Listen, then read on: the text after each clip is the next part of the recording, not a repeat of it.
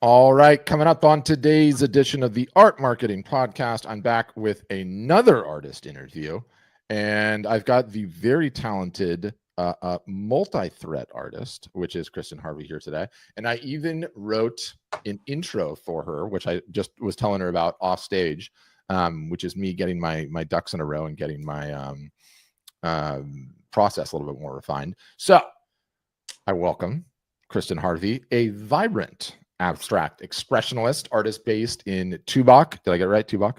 Yeah, Tubac. Yeah. Tubac. Tubac. All right, so I got it wrong. Tubac, Arizona. You guys, she's known for her bold use of color and intuitive painting style. And she, I would say, creates work that bridges the gap between abstract and representational art. And it's often featuring Southwest landscapes and mystical ravens and explosive florals. And her color palette, at least what she has online, is like so on Southwestern brand, which I love. Her artistic journey has taken her from children's book illustration to video game design for Sega, which we were talking about offline. We're definitely getting into that. And teaching sold out intuitive painting workshops, which I love. So her work's represented in galleries. And she really has like an attitude, a vibe, a brand, you will, it comes through on her social media, and especially. So I want to talk to her about that, which is going to be really, really exciting. So Kristin, big picture, welcome to the show. Welcome to the show, my fellow Californian as well, because I found out she's from Fresno, and we were just talking about California a little bit offline, but welcome to the show. Thank you very much. And thank you for having me here. I'm really excited about chatting with you. Yeah, absolutely. And I was asking her offline because, our storefronts has grown quite a bit as a company, and it's no longer the early days where I know everyone, but you've been around for a couple of years already. Yes, a few years. Absolutely. Yeah, it's funny because before we got started, she's like, I'm bad with dates. And I was like, oh my God, does she know how bad I am with dates? I mean, I can't remember anything. And don't tell anyone this, but I don't even know the exact birthday of my second child, as I just don't. I just don't have a mind for dates. It's like bad. It's bad. But I'm really excited to get into things. If you feel like the intro covered it, if you got something else as an intro, who you are, what do you do, throw that out there, and then we'll start diving into the various different aspects. Yeah, I just add one thing as a little bridge between my video game experience and going full-time artist painting. I did spend time as user experience designer. Before I left Sega, I had the chance to design their first website for Sega of America. Amazing. And I went through that experience with simple text. So I learned HTML, and that evolved into user experience over the years. Wow. Just out of curiosity, do you still leverage that skill set at all? Or are you like just done with code and design in that capacity? No, I have to. Everything that I learned, I mean, I was on the design side, so it was more in touch with marketing. So I'm very happy with my experience and what it brings to me when I'm working with my art storefront site. Oh, that's amazing. I mean, that's like, it's such a you're such a unicorn in that capacity, because so few artists have like a deep background in the tech side of things, right? I mean, you were writing HTML, for God's sakes. I mean, that's amazing. And it's funny, she and I were talking. I don't know how old you guys are that are watching this, but Sega was a huge part of my childhood. That was a extremely sought after gaming console way back in the day. I don't even think like the new generation, aside from like what Sonic became a movie, yes. the flashes like on the screen ahead of time, which is amazing. One question I always love to ask: when did it transition from day job to paying the bills being an artist? In 2022, September of 2022. Wow. It was a long journey, that's for sure. But in 2022, I finally balanced the scales enough, or tipped the scales enough to actually quit my corporate design job. And I needed more flexibility in my life as well. So it was perfect timing. When did you, just out of curiosity, when did you leave California for Arizona? Oh, gosh. Well, I left California for Rochester, New York first. So after my video game experience, I was looking for a big change and moved across the country. And I, believe it or not, started working at a cross-stitch design company, which at the time had very similar software to video game software back in the day. So I did that there. And then my family, in the meantime, had retired out here to Arizona from Fresno. My father got sick, and we wanted to come out here and help my folks. And so we love it so much. We have stayed, and I think we'll be here for a long, long time. Oh, that's amazing. Yeah, we love the Southwest. Beautiful, beautiful country. So Yes. even during your career, when your day job was let's call art adjacent, obviously. Mhm. Were you a working artist that entire time? Were you creating pieces and attempting to sell them on the side and when you could and everything else? Yes, absolutely. There was a probably 5 to 6 year crossover period where I Hmm. was doing both full time. Oh It wow. wasn't easy, and I started out with farmers markets here Hmm. locally Hmm. to get my paintings out there, but I was doing both full time. It was absolutely exhausting, but I knew what I was driving towards, and that was the light at the end of the tunnel for me. It was worth it. Everything was worth it. I love hearing say that. I mean, I so encourage, like, we're art storefronts. We get pigeonholed as a digital brand, sell online and passive income and all of that. But, I've long said on this podcast, like, what is the best way to sell art? In person, face to face, always has Yeah. been, always will be. That's never going away. What is the easiest way to do it? Get into a farmer's market just to give it teeth. Like, Yeah. what would you normally have to pay to get a booth at that farmer's market? Actually, it was just $20 to start $20. because yes. $20. Yes. And you Yeah, didn't just for have a booth. fancy walls or all this roll-in stuff. I'm sure you had a simple tent tarp thing and a table, and that was that. Just a table, actually, and Yeah. shutters. I used to hang my art on old shutters that I would put behind me because I didn't even have a grid wall or anything at the time, or a tent. But I live in Arizona, so weather wasn't that big of an issue.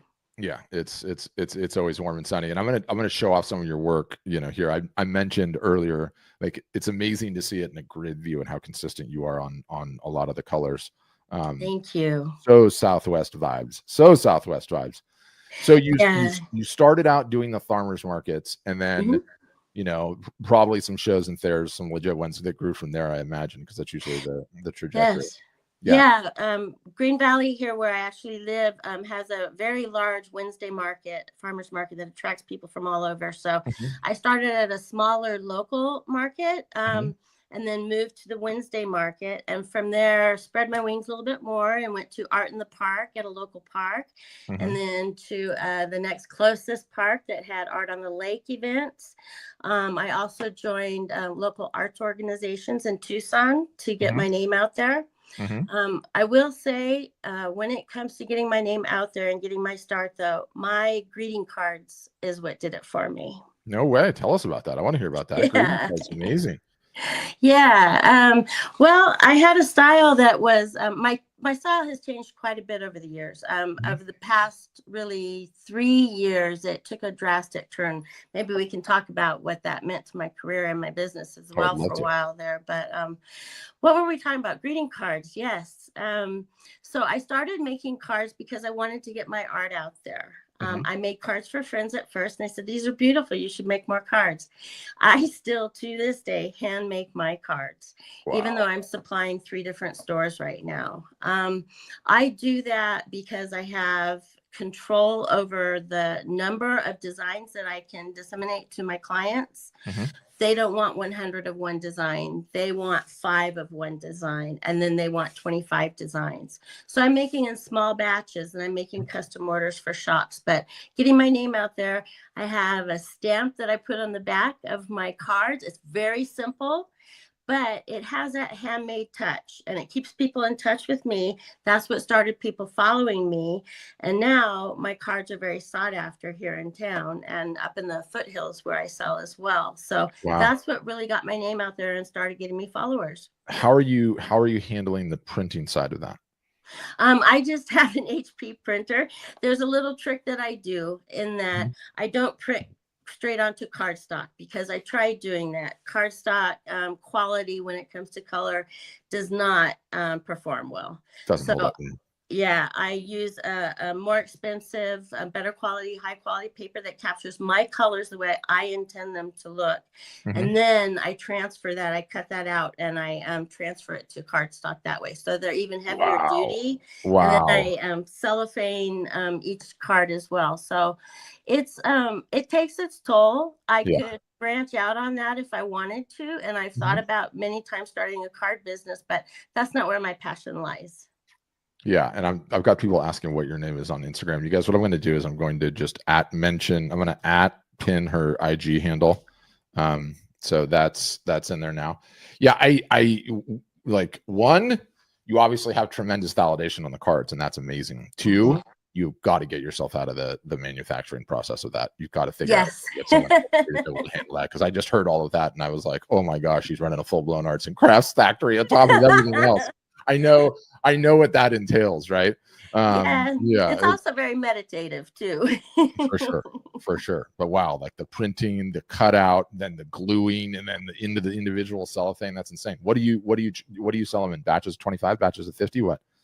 A typical order is probably about 80 to 100 cards. Wow.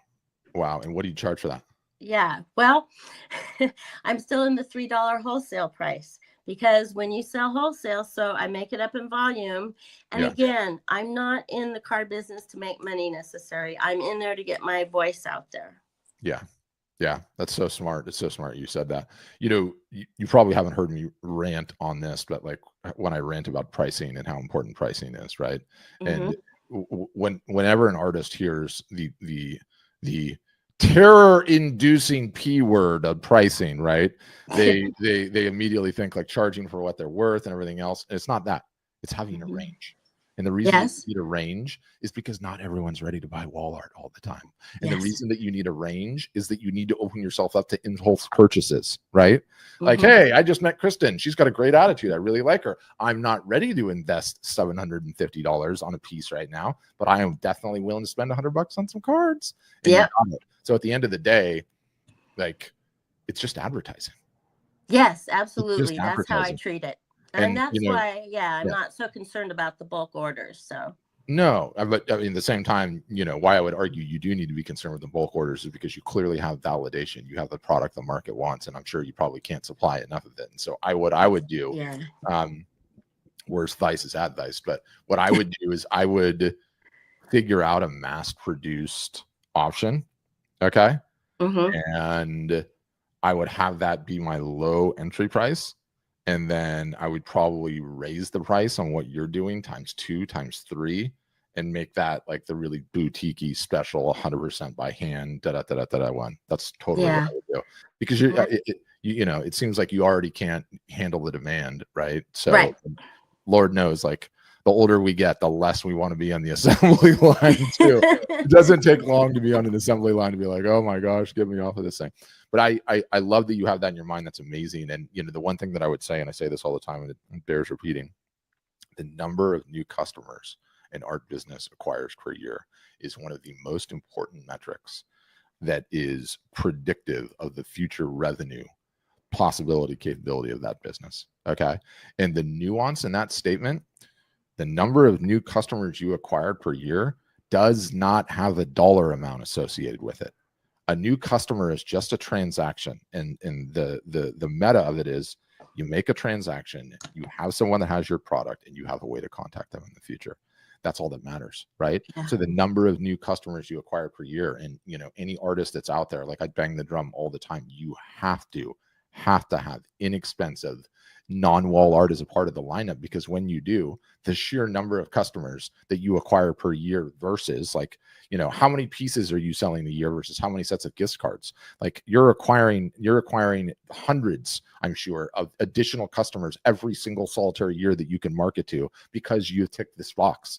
And I always say the same thing. It's like, I've never met a revenue source for artists I don't like as long as it's legal, right? I feel like I can't have enough of them. So the gift cards aside, I want to pivot to when you started teaching. I love that you have this additional revenue source in your business. All over you guys, if we look at her Instagram, like she's not teaching to small audiences here. And some of these things that I see, I mean, you've got a ton of people that are showing up for these things, and it's all over your Instagram. So that I love that you're doing this. So talk to me kind of about the frequency. I'm interested in the frequency and a little bit of the backstory. And then I'm very, very interested in, have you contemplated taking it online and digital and being able to serve a bigger audience and or not? So that's kind of my questions there. Okay. Sure. I have considered taking it. I'll answer that one first. I have considered taking it online.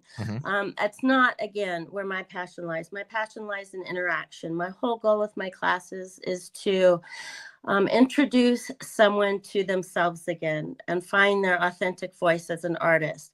But I say intuitive painting with confidence, because I also teach art tools and practices, theory, exercises for the imagination, to open up that imagination, to get people back in touch with their authentic voice and what they have to say. So it's not a come and learn to paint like me experience. I get the fact that people are coming to paint with me. I do get that, and I want that. I want that connection with people, but I want them to be coming to learn to paint as themselves, is the sincere goal with my workshops. So that doesn't quite mesh with online workshops right now, but I do demonstrations. I do demonstrations online on my Instagram where I paint live, and that really connects with people as well. It's amazing when you discover and really listen to people, the questions that they ask and the things that interest them. They're just so hungry for the artist experience. They want to understand what you were thinking. They want to understand how you did what you did. And through those, through the videos, I have that connection. And I don't, at this time anyway, want to monetize that, because it's something that helps me connect with all different kinds of people in different ways. And I think if I monetize that, it's going to cut off a big portion of that for me. So it took me, I will say it took me a good 3 years to work up the guts to teach. I had taught as a younger artist in boys and girls clubs in San Francisco when I was in art school. So I had the experience, and I remembered that and loved it, but I hadn't really worked with adults. And my biggest voice in the back of my head that whole time while I was contemplating it was, you don't have enough to say. And when I started listening to people and paying attention to the questions that people were asking me online, I realized I actually have a lot to share.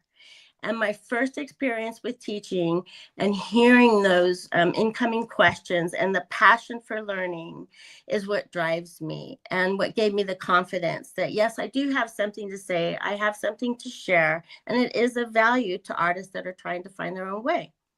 It's so, I mean, it's like public speaking and all those fears personified into one little thing. Now, Yes. you mentioned something there. One, I want to push back on you because I don't think it's binary. I think you can do both, i.e., have that authentic you out there, putting yourself out there, connecting, getting that feedback, and then two, having it lead to something that's monetized. But how are you doing those live? Are you actually going live on Instagram, so it's in real time when you do that? I have gone live in the past. I have a little bit of issue with that because the way I do so much contemplation and stepping towards my easel and stepping back to contemplate, that doesn't work really well. So I do it sometimes in short spurts, or to describe a painting or describe a process that I just went through. But mostly with the videos, I record them and then I edit them in InShot, and I put them back together with the finish. I found out I used to post just the painting process without the finished piece, and people were very frustrated with me. Oh, yes. Another thing about me is I tend to paint overnight. So now people would wake up in the morning and see, what did you paint last night? So that's kind of the thing that I have going on right now with my videos. So people want to see what comes out of it. You're a night owl then. Absolutely. Yeah, got it. This is such a loaded question by me, because I've been banging the drum for like since COVID about the absolute power of what we're doing right now, which is this broadcast is live, right? There's, as of this current moment, there's like 50, 60 people watching this, and I'm seeing some of the comments coming in, they're saying this and that. Are you familiar with like the term busking? Yes. Right. So what does a busker do? Right. And this is like the greatest takeaway of why the live is so powerful. I love making the analogies and taking it out. What does a busker do? A busker goes to some sort of a busy place, a city center, a busy street corner, in front of a museum, wherever it is, right? They don't know who's going to be there. They just know that there's going to be people there, right? And what do? They set up, and let's just keep it in musical context. They start playing their music, right? And they're playing their music that whole time regardless. And what ends up happening is the serendipity of life. Some people just walk by and they just kind of tilt their head and they look at it and they see who that person is visually and they hear the music and they're pleased, but they got to go on about their life because they're busy. Some people stop for a minute and they check it out and they nod their head to the music, and that's really cool. And then they've got to go about their life and then they leave. Some people will stay for a song or 2 or 3 and be like, wow, that's really cool. I got to come back. Some people will stay for the entire set and then go put some money in the guitar case and maybe buy a CD. Do they still do CDs? I don't know. Anyway, that's the analogy of how powerful the live broadcast is. Okay. The busker has to go to some shopping mall or busy city center or some landmark, right? In today's day and age, Instagram is the busiest city center in the history of the world. Yes. Okay. You show up, you turn that camera on, and you start doing your thing. And then you just wait for the serendipity of what happens as a result of that. And it's so incredibly powerful, the extra juice that you get out of doing that and having that experience, even just what's happening right now. Like all, you know, I'm an AI super freak, so I figure out how to get all of the stats out and I look at everything. And it's like, I'll do these live broadcasts and I'll get anywhere from like 350 to 550 unique people that tune into that broadcast during the course of that time, in that busker analogy, right? Some people go cruising by really, really quickly. Some people hang for a little bit. So I strongly, strongly encourage you to go back to live for a number of different reasons. One, editing after the fact, ain't nobody got time for that. Okay. You don't have time for that. Two, there's a camera that I'm going to send you a link to that is inexpensive. It's like $300 and it has very good AI tracking. Okay. So what it does is it will just follow you around. Okay. I have it. I could turn it on right now just to show you, and I will show you just to punctuate it. I'll turn on the AI tracking, and it's like, if I move over here, right? And it will do that. It will do that for you. And I'm sure that just broke my green screen a little bit, but it will do that for you the whole time. Okay. The whole time you're doing your thing. If you're going up to the canvas and you're popping back and you're doing this, and it's a very good, I forget what the name of the microphone is. I should know this anyway. It would pick up all of the audio, and it would just be the serendipity of getting that extra ROI of you're doing it already. Just do the busking. And let me tell you, artists are not usually night owls. Said no one ever. You would be surprised, even if it's like 10 or 11 o'clock at night, just how many people would end up joining that, right? Yeah. And I'm literally going to force this upon you, okay? Because I'm so passionate about this. I'm going to list all the technology, the software. And do you have a laptop or do you have a desktop? Both. So you would just use the laptop with the camera right there, and you know, on like a stool or whatever, and you could walk right up to it and read some of the comments, you know, and add that into your juice, reply to a couple of them, walk up. I already know your personality. You would kill it. You would absolutely kill it. So I don't think it's binary. To circle back off that tangent, I don't think it's binary. I think you could do both. Like, you know, I spent 10 years at this company, right? And I've seen artists of all stripes and all imaginations at all stages of their career. And the one thing that fries me out harder than anyone else as a result of that experience is when someone like you has what we call in like the tech world product market fit. Said another way, demand. People want what you have. And then you're just not reaching a big enough audience with it, which I want you to do. And the reason that you have to do it is that you owe it to everyone else that is struggling like hell to find it. Yeah. You know, it's so hard. It's so hard to find a niche, to have the self-confidence, to be able to generate the volume of sales that you did, to put those butts in the worksheet, in the workshops. You owe it to all those other artists to maximize what you have. And I think you have tremendous potential to do so. So I'm gonna hammer you with the lives. And then I also think like everyone, but especially artists, tend to overthink everything. Don't overthink it. I will have the tech team put the item in your shop, a Zoom session where you teach, charge $10 for it just to see whether or not you can get validation, and do 2 hours. Okay. See what happens. I'm up for that challenge. That's it. You can use my Zoom account. Okay. I will give you my Zoom account, which can hold up the plenty. I think it holds up to like 1,000. So you could have 1,000 people in there doing the Q&A, doing the whole thing, and just doing one of your sessions and just see, you know, like that could be done. One email to your list, scheduling the event in Zoom, throwing it in your store, put it for $5. I don't care. Just go and see whether or not it's something that people would really like. Because, you know, the other takeaway I had is like, it's sort of like when you go to like, what are the Sur La Table or whatever the other one is, where you like book one of those like cooking experiences, you Oh know, yeah. where you go with a bunch of friends and you have a couple glasses of wine and there's a chef there that teaches you how to cook. Like, yeah, technically you're there to learn the cooking, right? But you're also there technically to have a glass of wine or two, and technically to have kind of like a nice experience. And the takeaway that I had from how you structure your classes, it's like, it's not just about the art part. No, You've got more of an experience going on. And absolutely. did you arrive at that right away, that vibe, or was that like through iterations? Well, I've taken workshops myself. I've been Mhm, inspired by other teachers that are doing it out there in live workshop scenarios. mhm. And I kind of took a lot of that to heart and as my inspiration when I first started. So I go ahead with the next one. I don't know how to speak to that for sure right now. Yeah, you're still shy about it, but I think you guys got to give her a follow on Instagram and see like her entire vibe, because she just comes off as so authentic and it's so uniquely different, right? And you know, I get so excited when there's multiple revenue pillars, you know. Yes. And in your business, I'm hearing the cards, a big one. We got our prints, the big one, the originals. You're in galleries, which is what I want to get to next. But then you've also got the teaching, right? Like, Yeah. where is it written that because you have this creative talent that like you have to be pigeonholed in to be just this or just that? And I feel like artists do that to themselves all the time. It's like, no, like that creative talent could go so many different directions. How can we monetize it, and how can we make it so you can feed your family? Like, it's not any more difficult than that.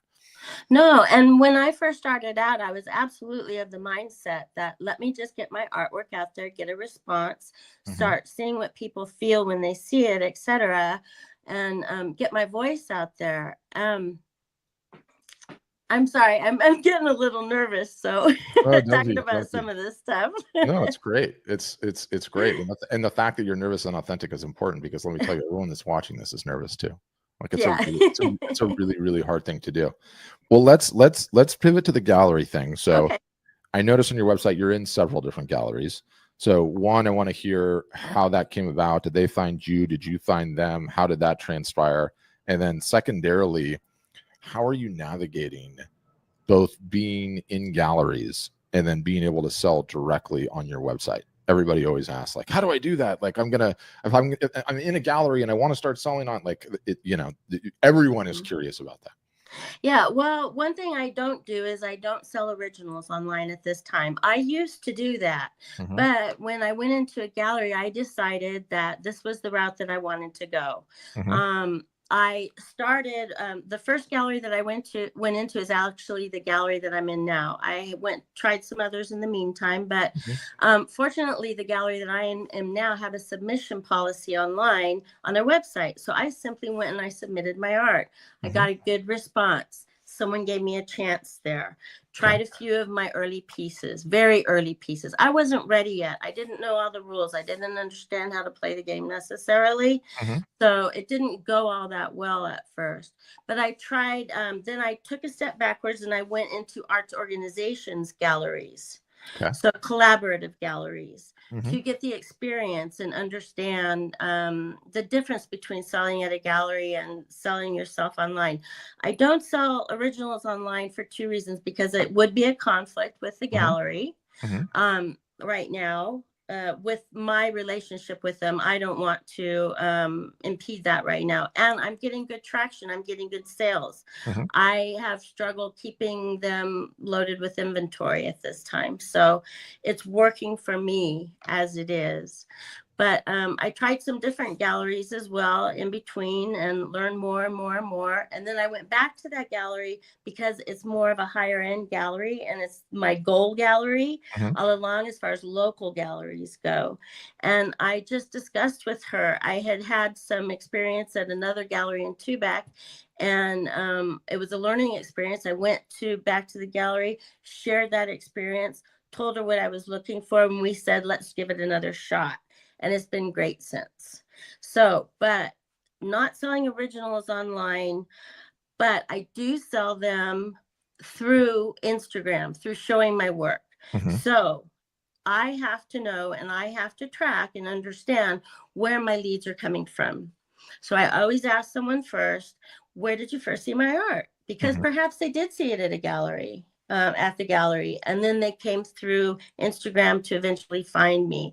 I honor that relationship with the gallery. Yes, it's a challenge financially, yes, but I am in that part in my career right now, especially with my style change a couple of years ago, kind of had to start over there, that this is what I want to do, and I want to get my work out there this way, because I was finding a lot of positive reaction to my work online. Yes, no problem there. But I wasn't getting the sales because I wasn't finding my audience that had the money to purchase. Got it. Yeah. It's always a sticky road, but you know, I'm obsessed with like the rule of thirds. Okay.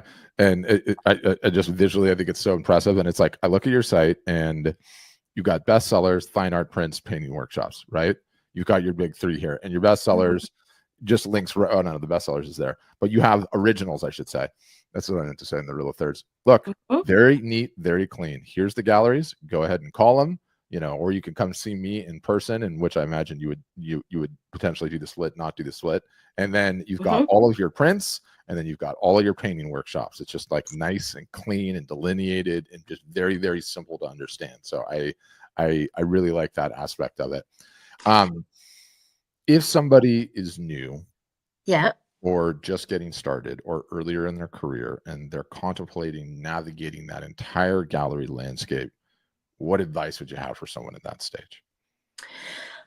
Well, first of all, everything goes back to the art. That was one thing early on. I went into galleries a little bit too early. I wasn't quite ready with my art yet. Because everything goes back to the art, you have to find your voice. Spend time painting first. That is always going to be my biggest piece of advice, because that's what I had to do. I had to go back. I had to get into my own head, into my own space, into my own flow, and find what spoke to me that was going to keep me passionate and keep me interested in doing this for the rest of my career. And once you take that time, because I hear so many artists struggle with, I can't find a style. I don't have my style.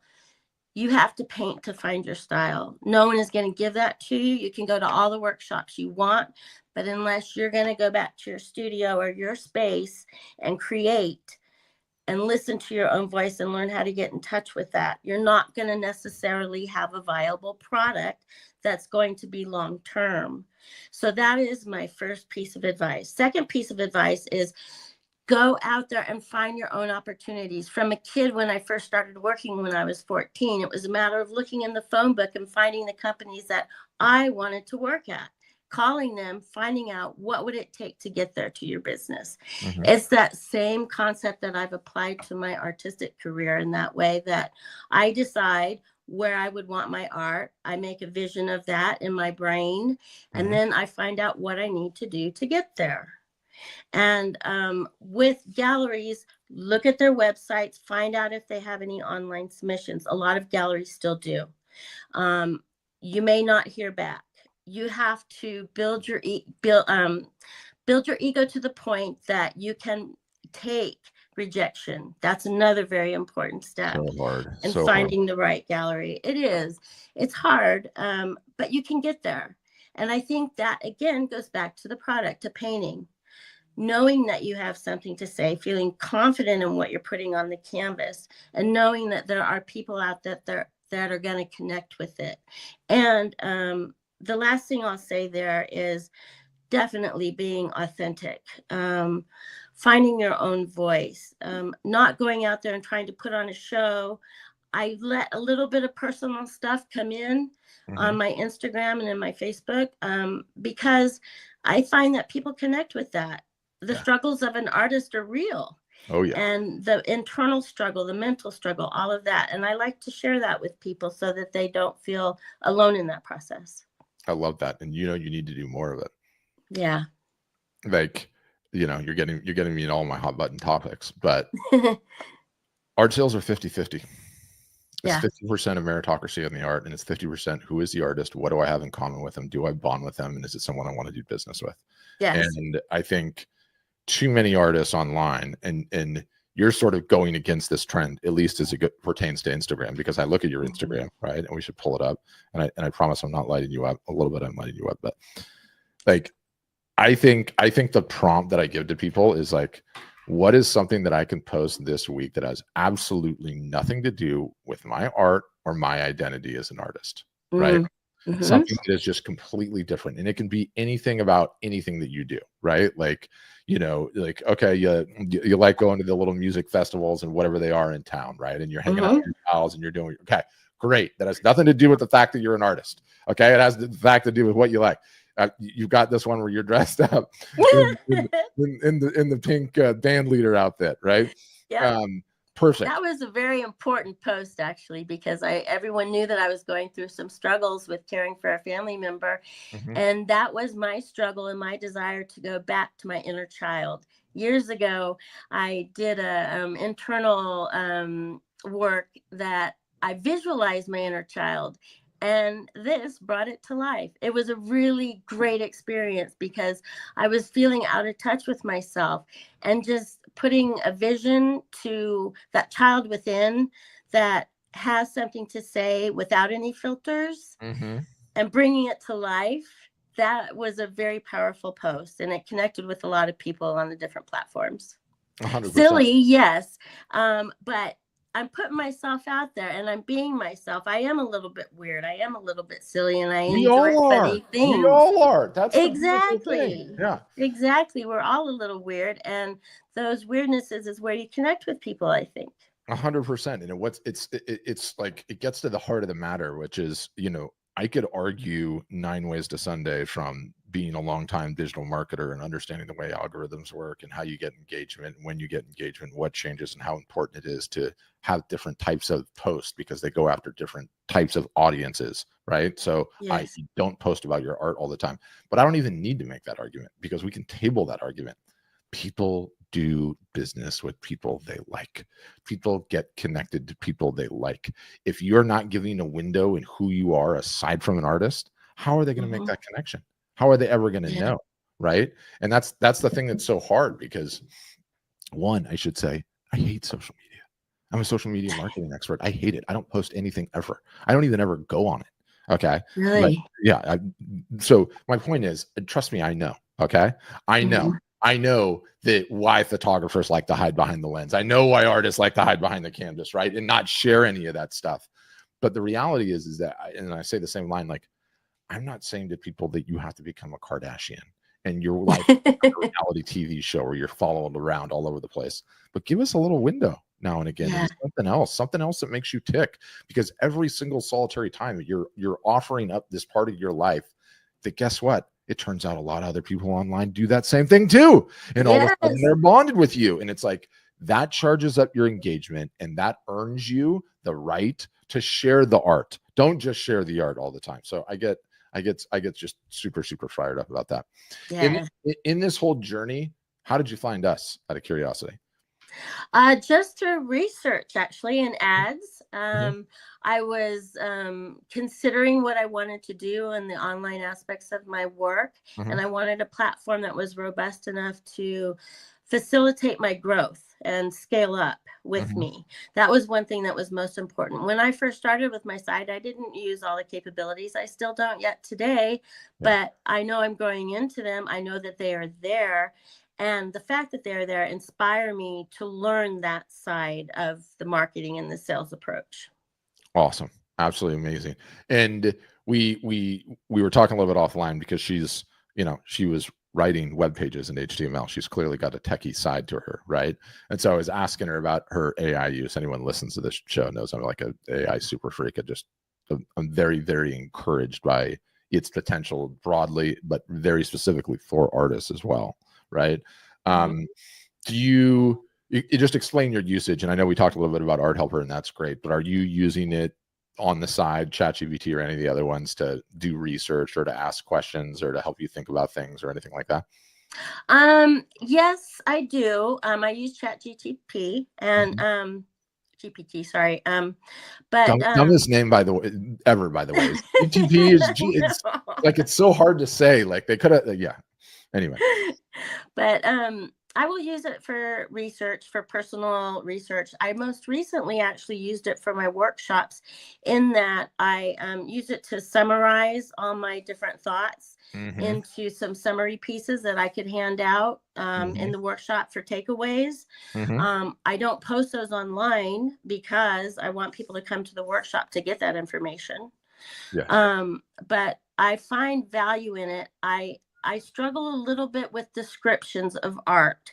It is amazing. I have a painting with a moon on it with little freckles. GPT caught those freckles and described the painting to a T, but the soul wasn't there. Yeah. My reason for painting it, my desire to paint it, and my desire to share it wasn't there. So I always go back in and I re-edit and add my own voice and flavor to any descriptions I do see. 100%. And what you just said is like one of my favorite use cases of the whole thing. It's like, is it easier to start with something on the page or with a blank page? I don't know about you, but for me, it's easier to edit something than to come up with it out of thin air, right? Yes. And it's like that's the beautiful thing. And it's funny because I was looking, I think, at your Instagram, and you generated one of the little action figures that we all did. Did you guys see this? This was like such a viral thing for a hot minute. Everyone, the prompt got shared, and everyone was going on and creating it. And you got Just Paint on there, and I know you did that with GPT, like all the rest of us did. So I was like, I know a little bit. Anyway, where was I going with all that? Oh, like since COVID. And you probably haven't been with us that long, but since COVID, I've had the opportunity to do like multiple, whether it's Zoom or whether it's live broadcasts or interviews like this. And it's like I've interviewed so many artists at this point, so many different photographers at this point, and the number of those folks out there versus the number of those folks out there that have even one part-time assistant or part-time team member, someone helping them with their marketing. Like if I interview 1,000 artists, it's 2 out of the 1,000 that have an employee of any kind. And that's got to give, right? It's got to give, because it's too hard to wear all the hats all the time and be good at all the things all the time. It's impossible. No one can do it, and no one wants to do it. And I look at the promise of AI. Yes. Being that employee that can just help you out in a couple of these areas that you just don't want to do the work, or it's not the best use of your time, or you just absolutely hate doing it, like more so than any other thing in the history of mankind, right? And then it never gets done. And I'm excited about it. I mean, like in the artist segment, especially, I feel like it is one of the greatest levelers ever, because those employees were not going to happen. It's like the greatest, like, which came first ever. I'll hire that employee as long as I sell enough art, but I can't sell enough art until I hire the employee, right? Absolutely. It's so hard. And I'm like thinking about you. I was like, oh man, she needs one. She needs one on the assembly line. She needs one telling her what Instagram comments are in these upcoming live broadcasts, right? And you're right about that. Yeah, I did get an assistant for workshops. That is very helpful. Hugely helpful. Yeah, and you need it. One cool thing that I made for you, and you don't even have to do anything. I'm just going to put it in your art helper for you. But I developed this product. It grabs as much information about you as possible. So I did this this morning for you. It grabs your. I maybe should even show it off. Let me see if I can get it on the screen. It might take a second, and I'll just sort of explain. But bear with me while I got to go find this thing. It basically grabs everything that I can get in a public capacity about you. Okay. Yeah. And it follows, I mean, I've been iterating on this thing like crazy. It follows this structure to create a file that the LLMs read. Okay. And the way that it works is that it's basically, hey, LLM, don't sound soulless. This is what I like to sound like. Right. Yes. And so what it does is it enables the LLM to talk like you, right? So it does these things: core voice, archetype, tone and style, key themes and topics, signature phrases and quotes. Come paint with us. Let the Sonoran Desert art season begin. True story. Remember this: more than enough to reach for your dreams, right? So it understands some of the ways that you communicate. And you give this file to the LLM and you're like, please write this product description of my painting with freckles and the moon in my voice. And what I find is that, like, the quality is anywhere from, and it's situational, but anywhere from a 30 to 40 to 50 to 60 to 70 to 80% increase in the quality and the caliber of the output. That's so incredible. I'm gonna put this in your art helper today as soon as we got this call. And then when Okay. you go back in, watch what happens, and I'll send it to you too, so you can use it on on the side and everything else. But yeah, I just think I think AI can be an employee, and God, you guys need one so bad. All of you need one to help with all of the things that you absolutely hate, right? I'm dying to get in there. I have been wanting to take full advantage of everything and that Our Storefronts offers, not just as a platform, but as a guide to what we're trying to do. My problem has been, it's great that I'm reaching out to multiple channels. I'm getting my voice out there, but I'm noticing as I go on, I'm refining, I'm bringing back in what brings me the most passion, what makes me the happiest. Because those things are what's going to keep me in this career. They're going to keep me going. They're going to keep me. I mean, I'll always be an artist. I'll always go back to the canvas, but that's what keeps me going in my career and wanting to show my work and wanting to sell my work and share it with others so that they have that happiness in their own home. The authenticity comes through loud and clear on you. Let me ask you this: two questions to end with. Yeah. One, a cynical one. If there's one thing and one thing only that we can improve at Art Storefronts for you, what is it? One thing.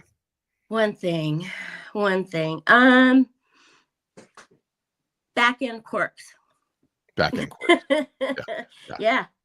UI, UX, and the way the database works, I assume. Yeah, there's just a few little things that I would improve. Being a user experience designer, that I would improve that way. I think make things a little bit more simple, but it doesn't take much because there's a very clear path from point A to point B of what you're trying to do in the back end. It doesn't take a lot once you figure it out. That's the challenge. Sit down, figure it out, read all the content, listen to the support, follow it. Once you do it, then it's so easy. Yeah. Once you get the hang of it, we need to hire you. We need to hire you for some back end UI, UX, Sega theme upgrades. Guy, I would love that. And then the other thing that I'd love to ask is, like, what would be the advice that you would give to just starting out, Kristin, that you've learned after all these years doing it? What would you tell that young artist these days? Stay true to yourself. Stay true to your authentic voice.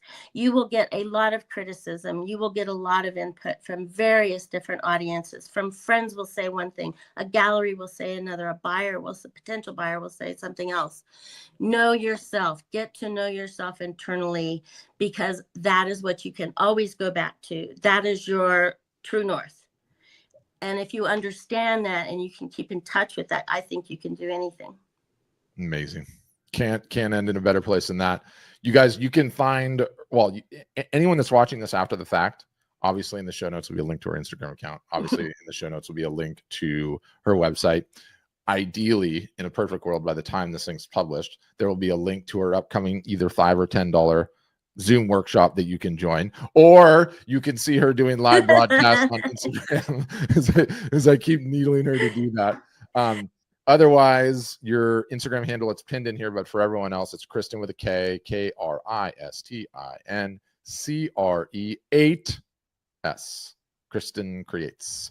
You can find her on Instagram. You can find her website in the link tree and all of her things in there. But Kristin, great interview. I think that was going to be inspirational and motivational, and the authenticity absolutely shines through. And thanks so much for taking the time today. Thank you so much for this opportunity and for all that Art Storefronts provides us artists. It's absolutely amazing, and I'm really happy to be there. Oh, you're the best. You were very complimentary. We appreciate that. All right. For everyone else, thanks for listening. And as always, have a great day. Thank you.